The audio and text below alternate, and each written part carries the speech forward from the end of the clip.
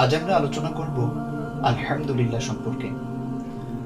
আলহামদুলিল্লাহ বাক্যটি ইসলামের অন্যতম গুরুত্বপূর্ণ এবং বহুল ব্যবহৃত বাক্য।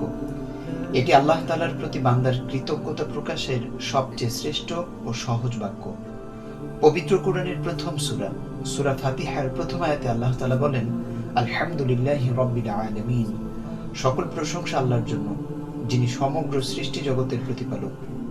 আল্লাহ তাআলা এমন এক মহান সত্তা, যার কর্তৃত্বের বাইরে কারো কোনো কর্তৃত্ব নেই। তিনি তার সৃষ্টিকে যতটুকু ক্ষমতা ও কর্তৃত্ব দিয়েছেন, তার বাইরে যাওয়ার কারো সামর্থ্য নেই। আল্লাহ তাআলা বলেন, ওয়া ইয়ামসাসকাল্লাহু বিদুররিন ফালা কাশিফা লাহু ইল্লা হু ওয়া ইউরিদাকা বিখাইরিন ফালা রাদ্দা লিফাদলি। আল্লাহ যদি তোমাকে কোনো ক্ষতিতে ফেলেন, তবে তিনি ছাড়া তা কেউ দূর করতে পারবে না। আর যদি তিনি তোমার কল্যাণ চান, তবে তার অনুগ্রহ প্রতিহত করার কেউ নেই।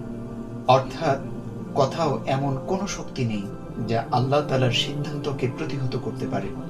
আল্লাহ তাআলা আরো বলেন, কুল লা ইউসিবানা ইল্লা মা কাতাবাল্লাহু লানা হুয়া মাওলানা ওয়া আলাল্লাহি ফালইয়াতাওয়াক্কালিল মুমিনুন।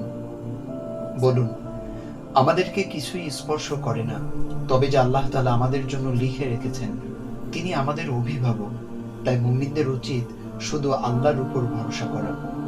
রাসূলুল্লাহ সাল্লাল্লাহু আলাইহি ওয়াসাল্লাম বলেন, আজাবান লিআমরিল মুমিন ইন্না আমরাহু কুল্লাহু লাহু খায়র ওয়া লাইসা যালিকা লিআহাদিন ইল্লা লিল মুমিন ইন আসাবাতহু সাররাউ শাকারা ফাকানা খায়রান লাহু ওয়া ইন আসাবাতহু দাররাউ সাবারা ফাকানা খায়রান লাহু। মুমিনের অবস্থা কতই না চমৎকার, তার সব অবস্থাই তার জন্য কল্যাণকর। এটা শুধু মুমিনের জন্যই নির্দিষ্ট। সে সুখে পড়লে আল্লাহর শুকরিয়া আদায় করে, তা তার জন্য কল্যাণকর। দুঃখে পড়লে সে ধৈর্য ধারণ করে, সেটাও তার জন্য কল্যাণকর।